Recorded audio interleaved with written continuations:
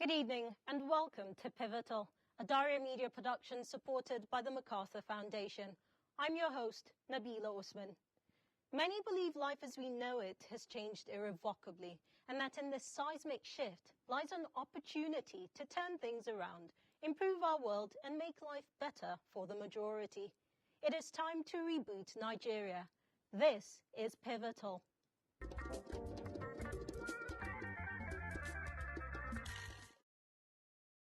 For every 10 Nigerians you meet, 6 of them live in multidimensional poverty. And according to the National Bureau of Statistics, this means they live in a household that survives on less than 3,400 naira daily. At least one school-age child up to the age of 8 is not in school. They also lack access to standard drinking water and sanitation and have no electricity. And despite successive poverty alleviation schemes, the number of poor people has continued to rise. Today on Pivotal, we begin with this documentary, which gives you a sense of what this reality is for these people.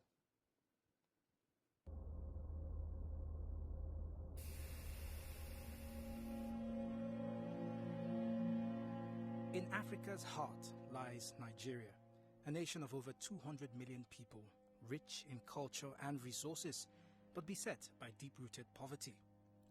As of 2023, the World Food Programme reports that over 19.4 million Nigerians face severe food insecurity, reflecting the high poverty levels, with 40.1% living below the poverty line of $381 annually, according to the National Bureau of Statistics.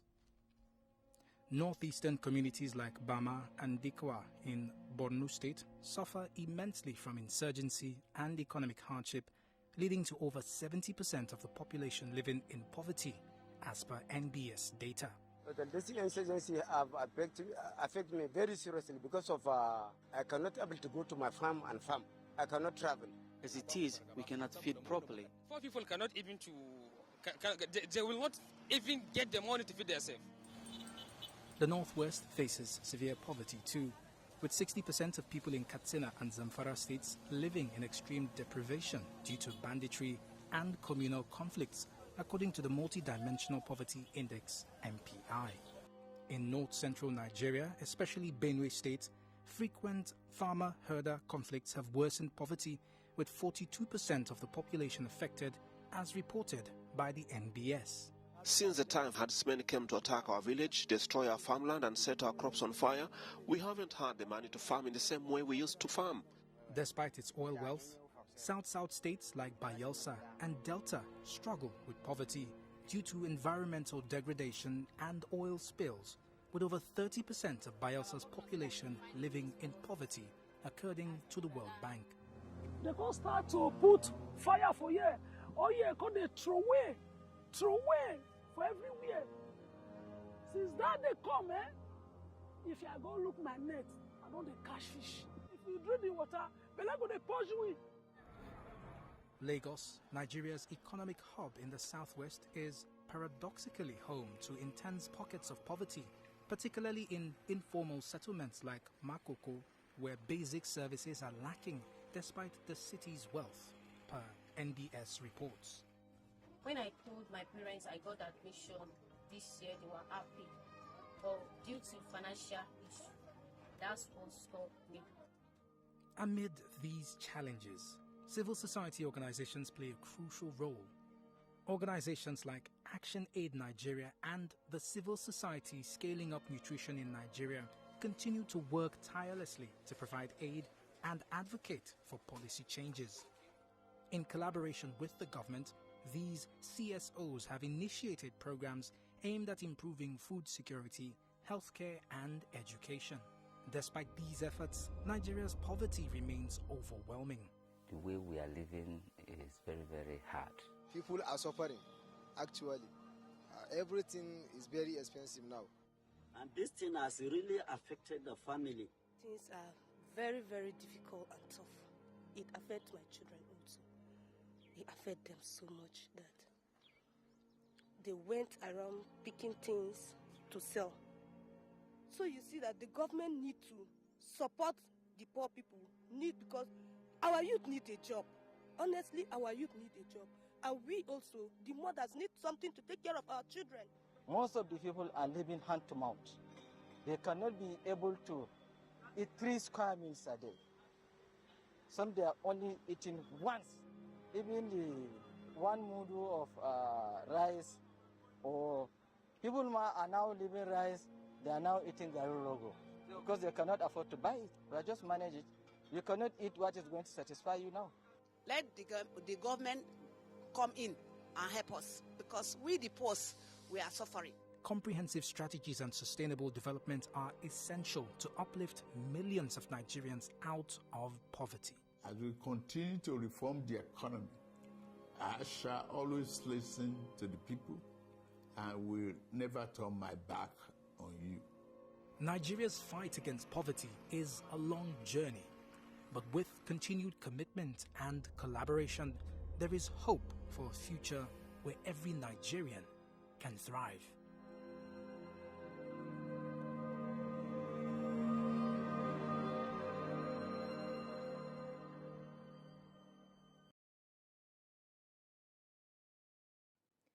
That was a documentary giving insight into the stark reality of poverty in Nigeria.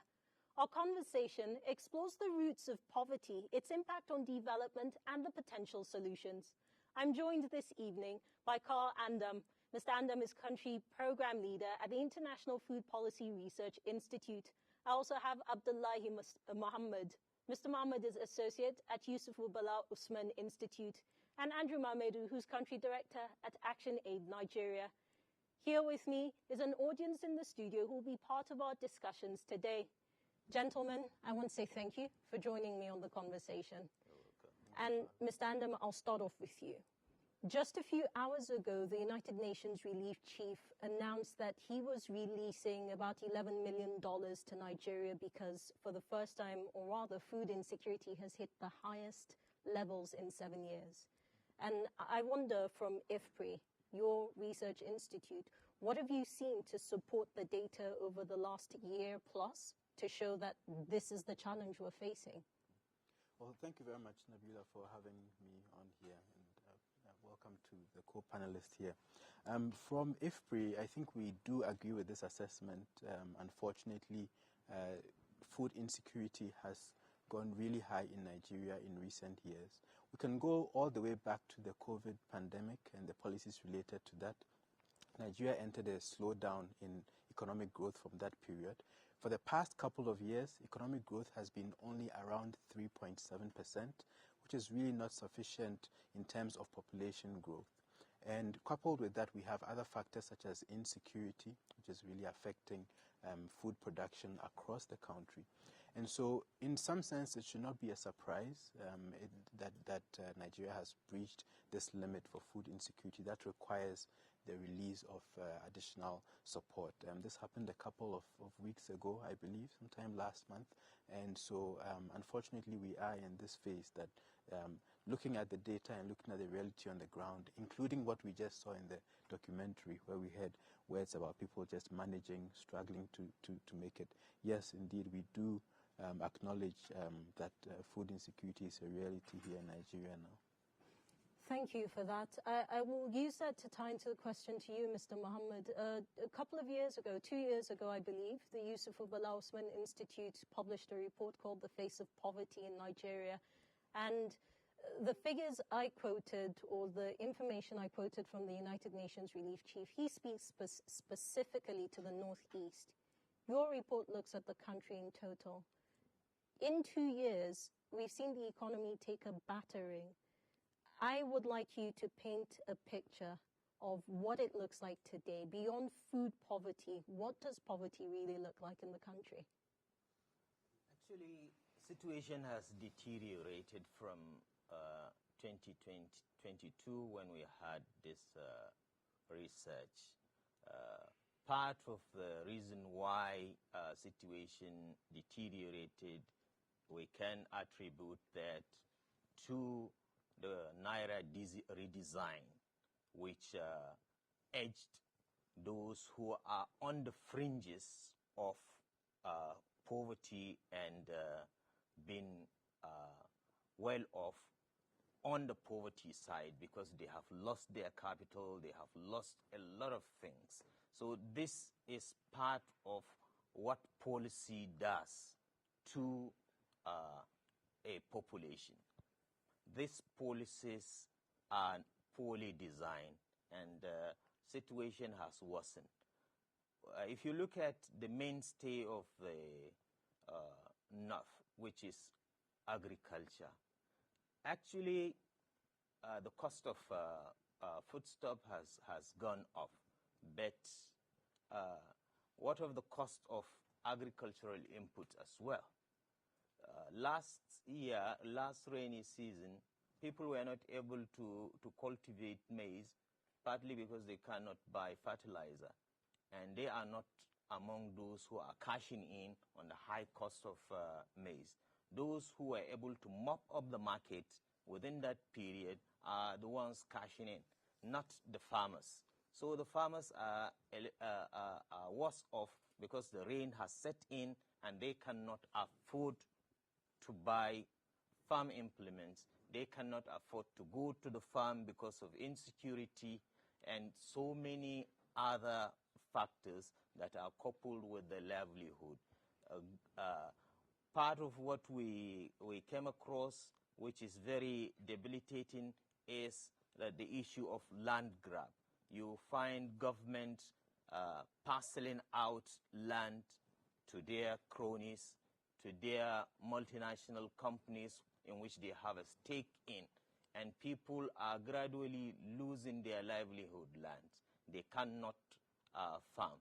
So if you are in the rural area and you think you are at the liberty of getting land, you are also not secured, because a government policy can allocate the land where a village resides, and they will have to be ejected without compensation. So these and other factors, if you aggregate them, you will see that a larger percentage of Nigerians have fallen on the other side of the poverty angle. And you know what you say, what you've just said, it strikes me that it's important we have more recent, more up-to-date information on just how many people have fallen below in this last 2 years. And Mr. Mohammed, this is where I want to come to you. We've spoken about food. Mr. Mohammed has spoken about access to land, right? But poverty also does tie to access to education, access to water, and water is very critical. We've been talking about a cholera outbreak in parts of the country today, in the last few weeks, right? Between 2014 and 2017, I believe it was, UN agencies, government, and other international organizations spent somewhere around $188 million on trying to improve access to water, and yet we have a significant part of the population not able to access clean, potable water in their homes. And I'd like you to speak on this, right? The responsibility at subnational level now, not the federal government, and what you've seen that shows that we're actually getting anywhere closer towards solving this problem. Thank you very much. I wish I could tell you we're getting closer to solving the problem. I wish I could, but unfortunately we are not. So the statistics, we have more recent statistics, for instance, that shows the level of multidimensional poverty. So what you're talking about is multidimensional poverty that looks at the healthcare, that looks at education, and also, of course, issues of water. And clearly these things are further deteriorating. So today you hear 15 million children out of school. The next day you're hearing 20 million children out of school. So these figures keep fluctuating. When we had the school feeding program, there was a bit of respite. We had more children come to school, but that program has ceased now for a while because of review, and that review has still not finished. So that has affected it. So I'll tell you, to tell you how bad it is. We're running 2 concurrent research currently, and coming to this program, I had to get to people in the field like, okay, what are you seeing? What are the evidence you are gathering?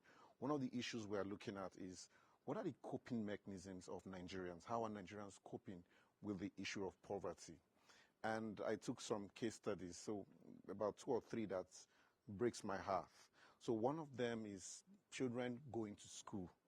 Normally they would spend 100 naira to school, but now it costs them at about 300, 350 naira in Lagos. So I have the name of the community here. I could give them in Aja, in Lagos, in Aja. And they go to GSS and it's spent, right now it's gone to 300, 350. They can no longer afford it. So what they do, they now trek to school. And there is this particular boy that was recuperating, and he trekked to school on this given day, and he slumped and died when he got to school. That is one life lost, cost of poverty. We have another case in Wesere community where a woman that has breast cancer. So 2 of his children working, helping her. She goes to the hospital to get some treatment periodically. But after a while, they said, sorry, because of the inflation and all of that, it ate up their capital. They can no longer run their businesses. And they said, so mommy, sorry, we can no longer give you money to go to the hospital. And guess what? She uses rubber band to tie the breast just to reduce the pain. That is her coping mechanism. So we have several examples. So that's a healthcare issue. I give you an example of education issue. So it cuts across the federal, the state, and the local government. The second research is looking at, of course, the highest factor that affects smallholder women farmers in terms of farming. And of course, 2 of them were highest. One was insecurity, and then the second one, which was actually the first one was credit facility, then the second one, insecurity, both of them at 70-something% each. So, but clearly, the state government, the federal government takes responsibility when it comes to issues of security. But we've got what we call the security vote at the state level. So what do they do with that? How do they use that to program to respond to the insecurity issues? Yes, the Commissioner of Police, they all take order from the IG and all that. We understand that. But if we are doing the same thing and we're not getting the result, then what do we need to do differently? So clearly, these evidences show that we are not out of the woods, and we are not taking steps that will take us out of the woods. And there are clear things that other countries have done that we can emulate to get us out of the country from the local government, state government, and the federal government level. And we will circle back to what lessons we can draw from other countries, right? I want to circle back to food, and I'll come back to you, Mr. Andam. Again, there's a stark reality that has simply taken root in the last year plus. And every time we've discussed poverty and the levels, right, we typically look to rural areas. But today, we all know people in urban areas, semi-urban areas who are struggling. And like Mr. Mamedu was talking about, coping mechanisms that they're now employing that we didn't see 2 years ago. Speak to us on what exactly we will see in urban spaces in terms of food security over the next year if things don't change. Thank you, Nabila. I think the issue for us is that when we look at urban versus rural, sometimes we think that rural is more connected to agriculture, whereas urban is more connected to other spheres of the economy. But the truth is that there is no country that has developed its rural and urban spaces without developing agriculture. And so in the next year, on the pessimistic side, what we may see is more urban poverty, because even people in urban areas are connected to the food system. When we think about agriculture, we tend to think about just people involved in farming. And if you look at the latest agriculture census figures released by the National Bureau of Statistics, that's around 40 million or so people involved in farming.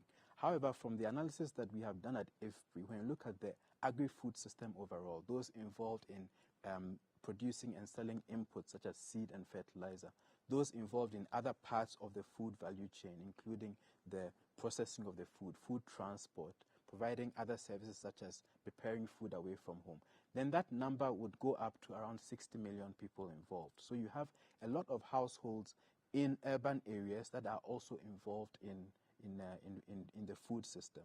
Some of those households are involved in things like fish production, which is really not a predominantly rural activity, or even poultry production. So those are some of the households that are directly affected by what's going on. And then we have the indirect effects on urban households in terms of the prices of food and in terms of even jobs that are connected to the agri-food system. So in the next few years, on the pessimistic side, we could see higher urban poverty.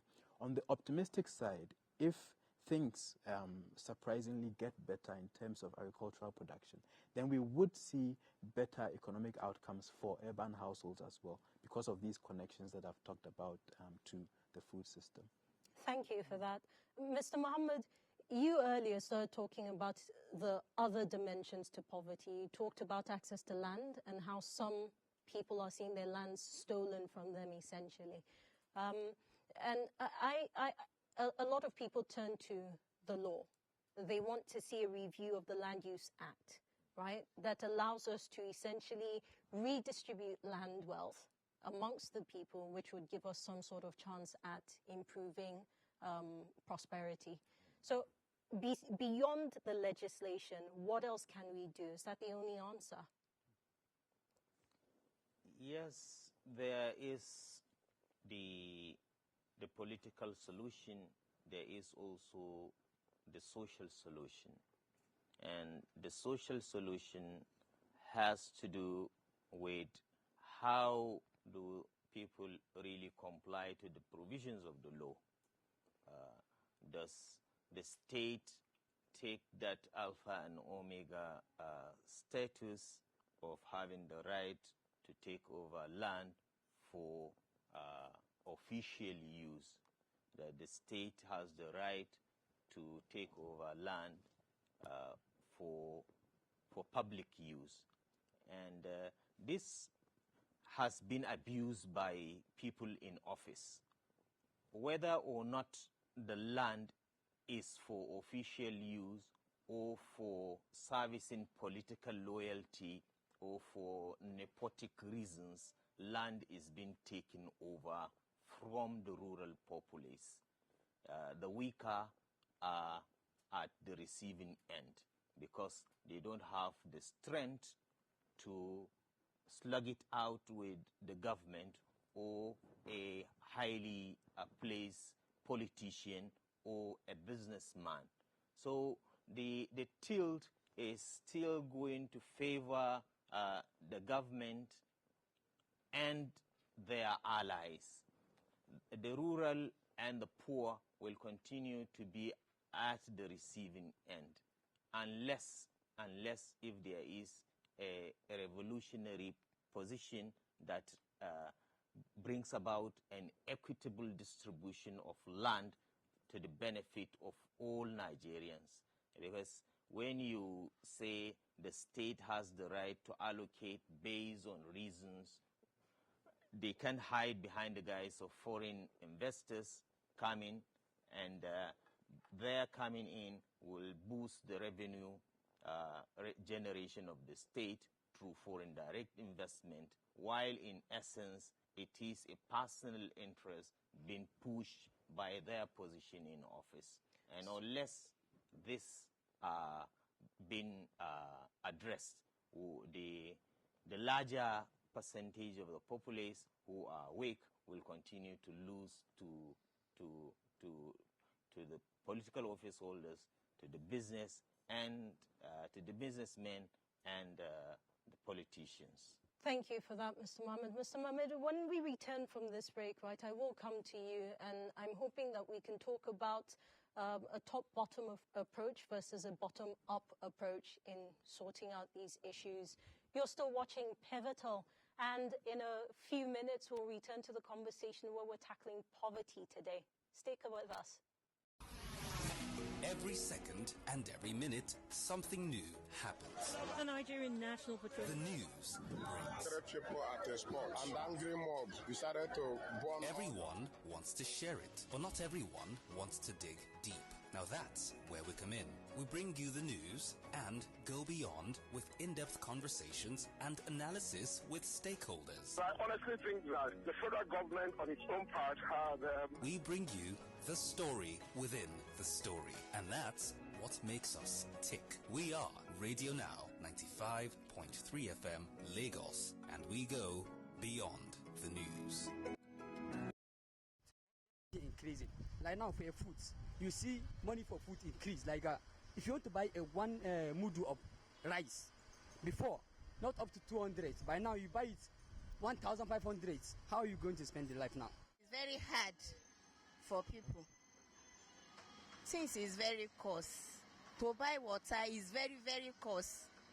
Imagine Merua is 200 naira, 1 jerrycan. I took my brother to hospital. Is it the medicine that you buy in the 300 or 500 naira? I spent almost 3,300 naira in a government hospital. This is a government hospital, not private hospital. Farmers will not farm until they pay so amount. Which kind of government we have in this country? They should wake up one day. This thing that is happening in Nigeria, when the masses wake up.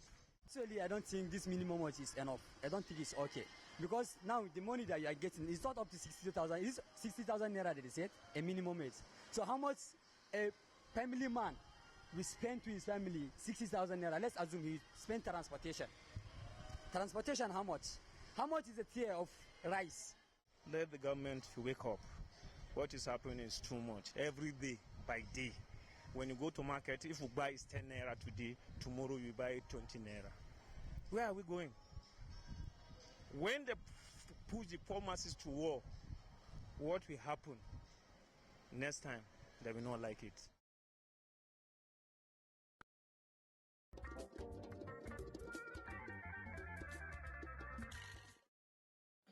Welcome back.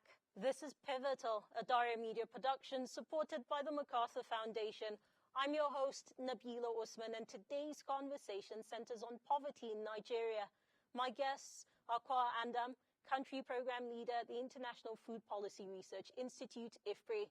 I also have Abdullahi Muhammad, who's Associate at Yusufubala Usman Institute, and Andrew Mamedu, Country Director at Action Aid Nigeria. At this point, I would like to invite the audience here in the studio with us to join the conversation. And we'll just start off, identify yourselves, ask your question, and then we'll go with it. So we'll start with you. Okay. My name is William Afalal. I work for Oxfam in Nigeria. My contribution is poverty in Nigeria has so many dimensions, like we have heard from the panelists. We in Oxfam believe that the level of inequality is a factor also in promoting poverty globally and also in Nigeria. Because when you look at it, 1% of Nigerian population from 2020 to now, their wealth have increased by 29%, while the 99% have become poorer than they were in 2020.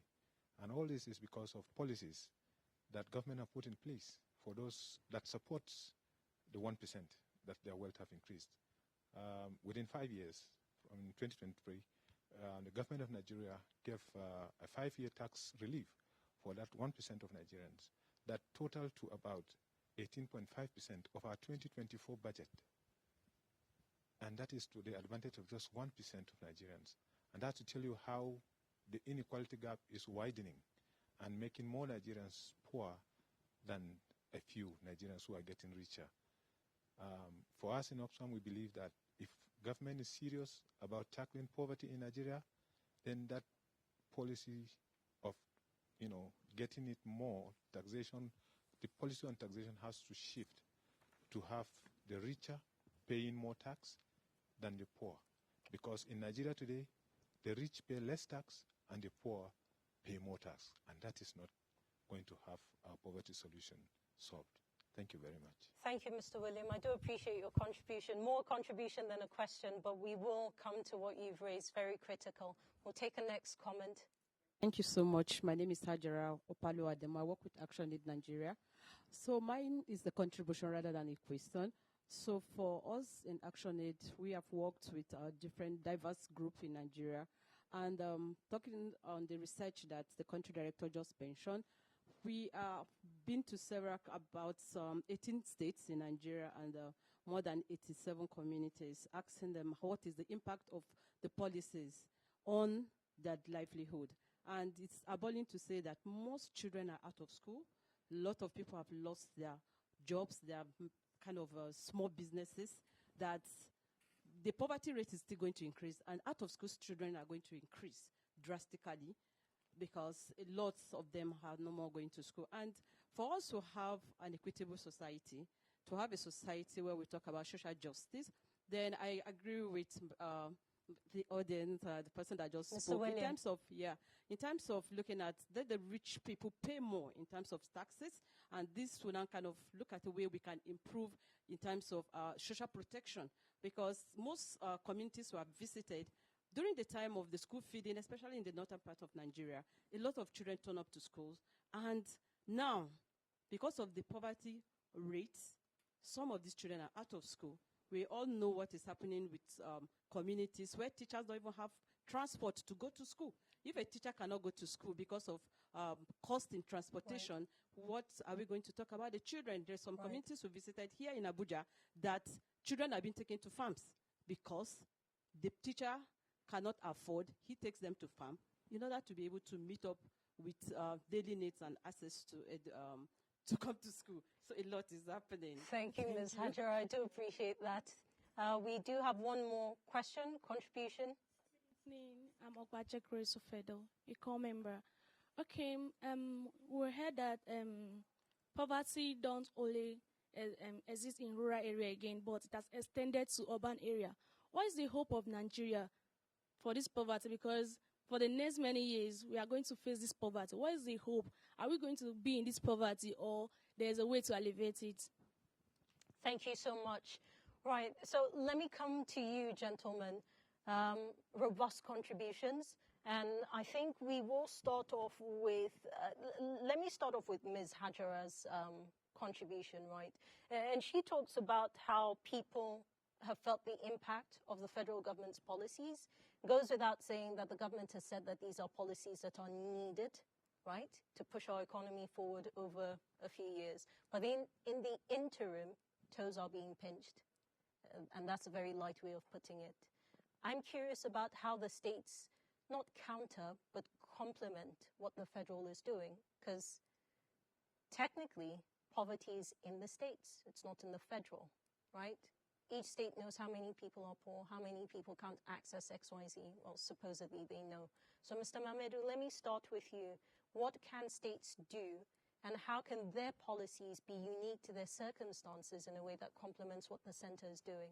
Okay, thank you very much. I'll probably combine it with the first question you asked before we went on break. I'll try and relate it. So because of the kind of federal system we run, we tend to focus so much at the center.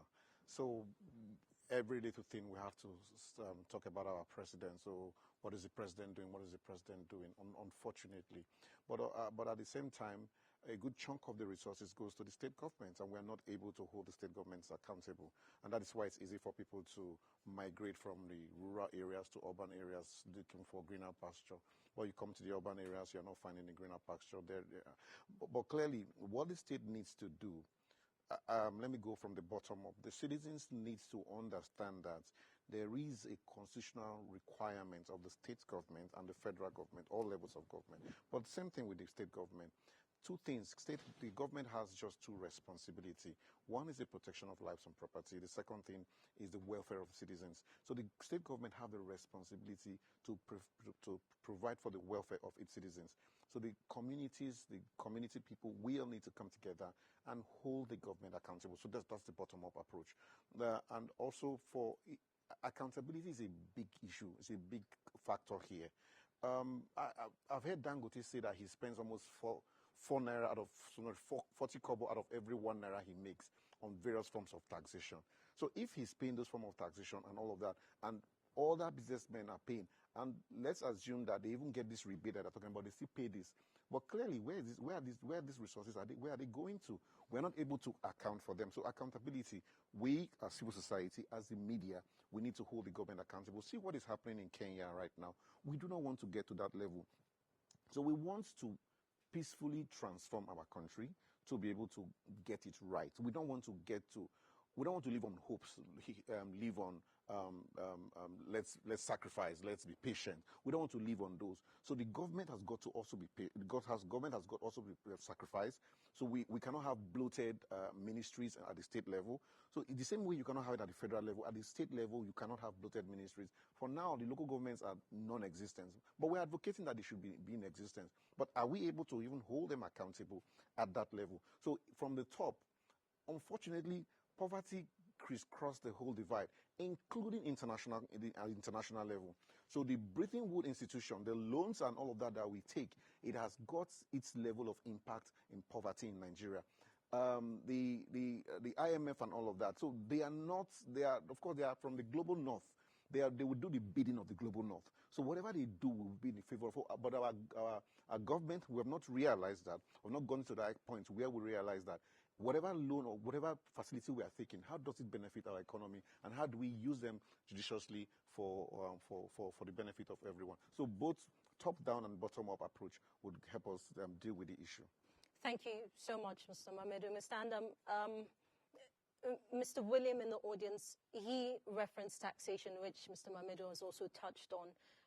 We know that there's currently a presidential tax committee that's in the process of giving us what is a streamlined number of taxes, single digit. There's a lot of things that they are planning to reform the system.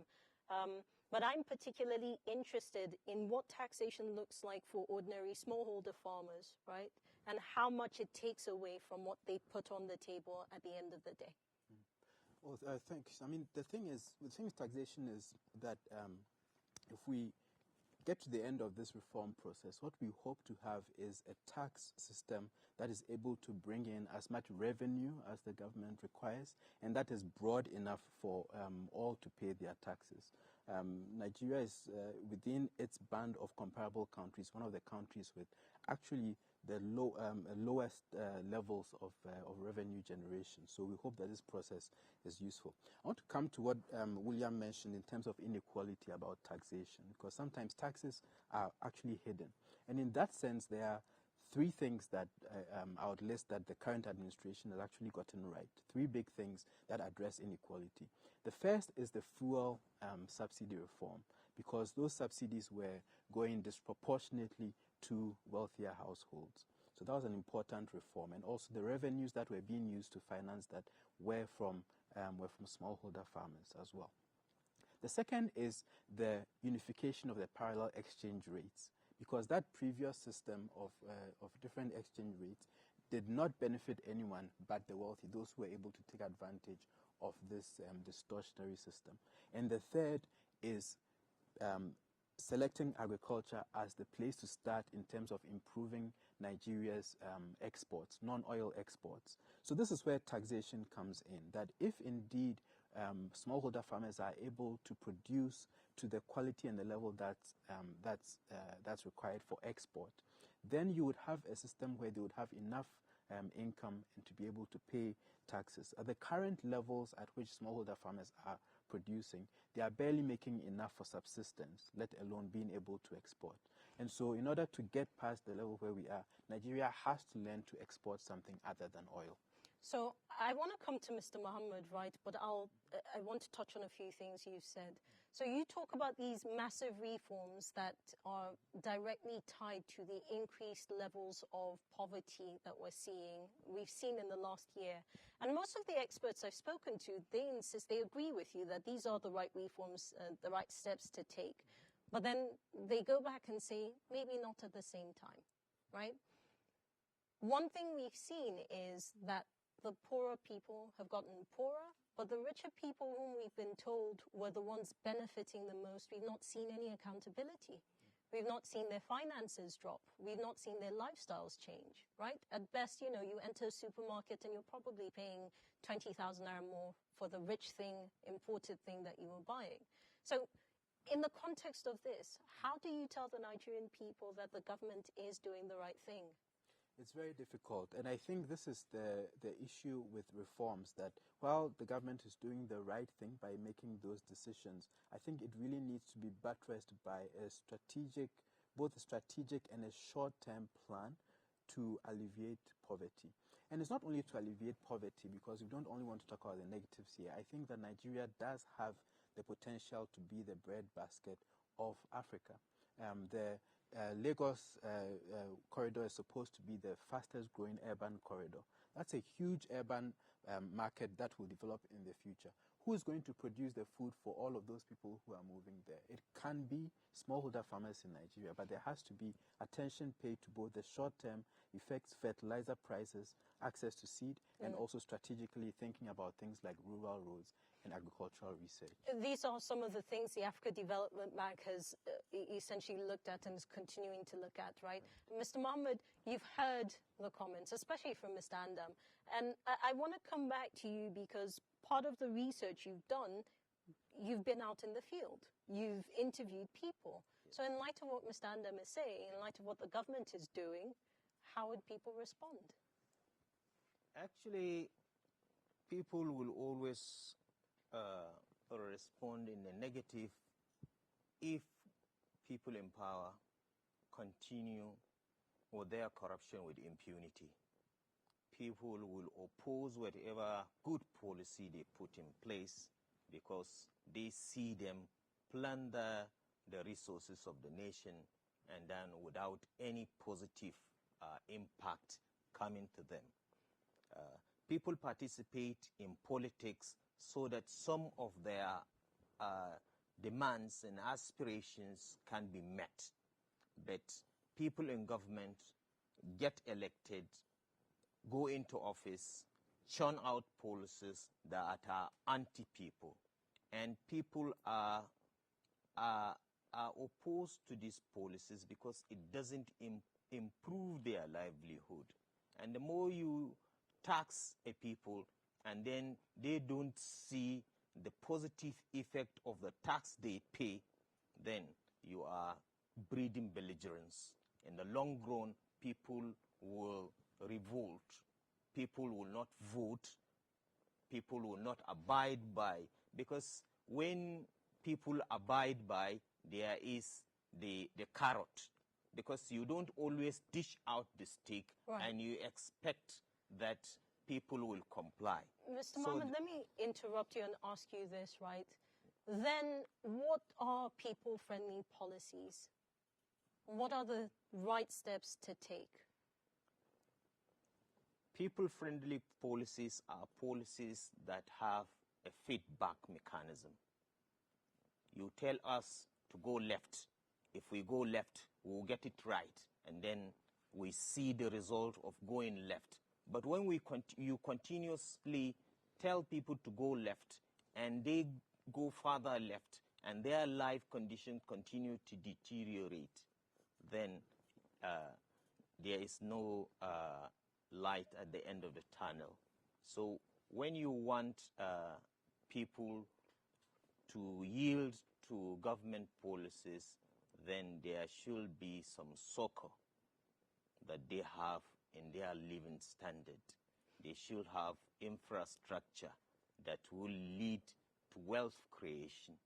They should have access to education, access to health care.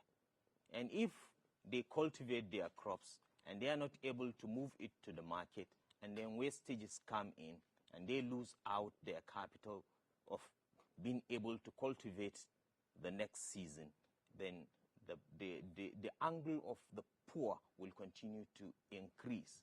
And they know that there is revenue generation from our endowment as a oil-producing nation. There is taxation left, right, and center. Government is amassing more money. Where is the money going to? Right. Where are the infrastructures that these taxes are used to finance? Then if you are able to provide free education, the child of the poor move on the social ladder because he is educated. He has what to eat. Malnutrition is not there. And then his cognitive ability, then the educational endowment of the nation will also be a resource. Because the dichotomy between resource-driven nations and knowledge-driven nations comes into play. When you don't provide quality education, you lose out. And we have seen that resource-driven economies are not doing well. Right. There is no prosperity in terms of the economy of resource-driven nation as against knowledge-driven nations. I mean, in many ways, there are experts who tell you that that boils down to essentially the environment, right? It does force you to make it. And so if you don't have resources, you would turn to what you have, which is knowledge. And what you're saying, I can tie it down to what Mr. Mamedu said earlier and what we've been discussing, which is just around the sort of policies that are implemented. Resources are not necessarily a curse. It's a question of how they're managed and what are the policies that are put in place to structure the growth that comes with that added advantage, put it that way. Mr. Mamedu, if you think about the poverty alleviation schemes, the economic restructuring schemes, I think maybe the most popular, if you go back, you talk about the Structural Adjustment Program, SAP. In more recent times, you talk about things like Empower, You Win, Trader and Farmer Money. And in urban conversations, in urban spaces, those things are denigrated. You talk about the conditional cash transfer program and people do not understand why 5,000 naira is being handed down to families or what that will even do. And yet, I think the conditional cash transfer program, if I remember correctly, about 2 million people have benefited from it so far. But we have more poorer people in the country today. So clearly the programs aren't working. Where are we getting it wrong? And what countries should we start to emulate? Okay, thank you very much. China, India, those countries in one swift, within 1 year, 2 years, 2 years, some of them China took 300 million people out of poverty. So what did they do? How did they get it right? Yes, we will say they have the resources, they've got the resources. India, we might not have the same argument for India, but the resources and their population is commensurate. So clearly, what are we doing with our own resources? How are we able to manage our resources? Now, with the policies you've railed out, so most times in the planning, most of the planning, they come out well, but in the implementation, we then have issues. So the most recent one, which is the social investment program, when it started, now people say, oh, what's 5,000? So then 5,000, we saw households that 5,000 supported. I'm sure right now 5,000 may not do anything. So for the school feeding, for instance, you would not believe it. It's 100 naira. 100 naira per child, per day. So that definitely would not do anything. But then it used to support those children. It brought children to school. When they started, the quantity was enough, was sufficient. It was nutritious. But down the ladder, corruption always creeps in. So the thing is, we know as a country, across board, from the president to the least person in the community, we all know that corruption is a major, major stumbling block in the country. But we don't have the political will to deal with it head on. There are several things that happen, and when government wants to respond, they are very strategic and tactical in dealing with them. I'll give you a simple example. Let's pick the case of Yaya Bello. He's not guilty. I'm not here saying he's guilty. He's not. The court has not pronounced him that. But we are tracking and tracing him with kids' gloves. If it were that he took a gun and shot some soldiers, they will fish him out within 2 days. Within 2 days, they will fish him out. But because we do not prioritize those kind of issues, our value system, we do not prioritize it. So when we say we are fighting corruption, the EFCC chairman swore and all that. But clearly, so those are the things. So the policies that we have from the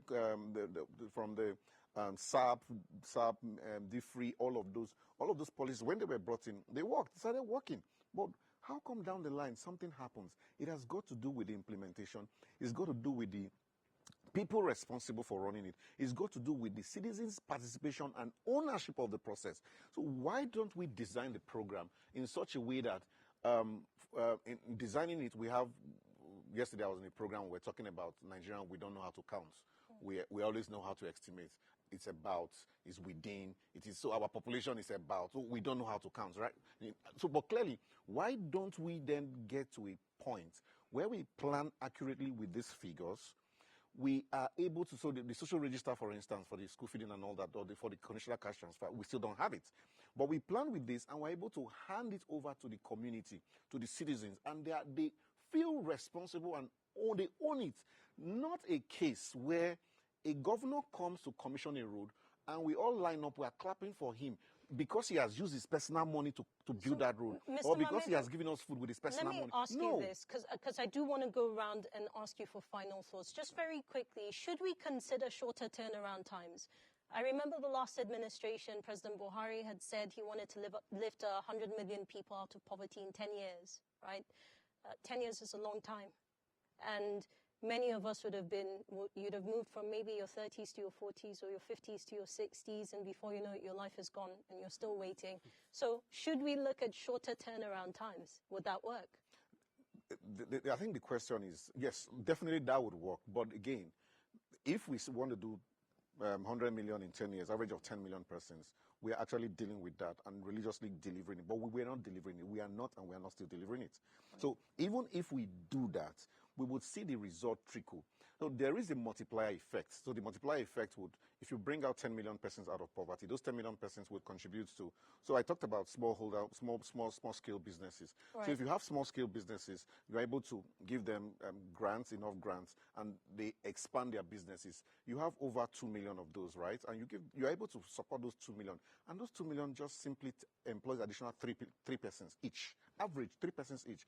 Imagine the multiplier effect. So there are faster turnaround processes that we can institute to deal with this. Those are what countries like China and India did. So, Mr. Mamedu, forgive me. Because of time, right, yes. What I will do is I'm going across all three of you, just one area, and I'm not asking for an explanation, one area that you think we need to focus on to tackle poverty. So in a word, Mr. Andam.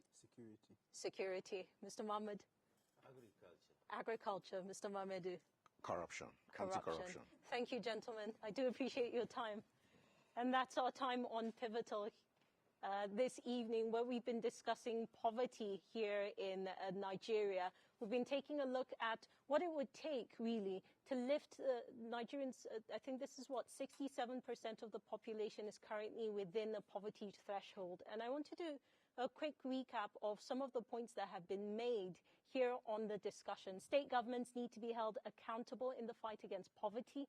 Agricultural reform and rural development are necessary to address food security. Diversification of exports and reduction of oil dependency must be a focus to address the economic challenges. Another point made, reducing corruption will go a long way in ensuring funds meant for poverty alleviation are not misappropriated.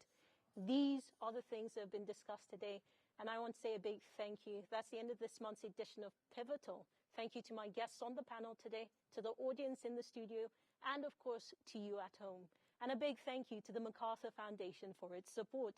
Join me next month on the 31st of July as I discuss with another set of Nigerians implementing unconventional ideas that have the power to change our country for the better.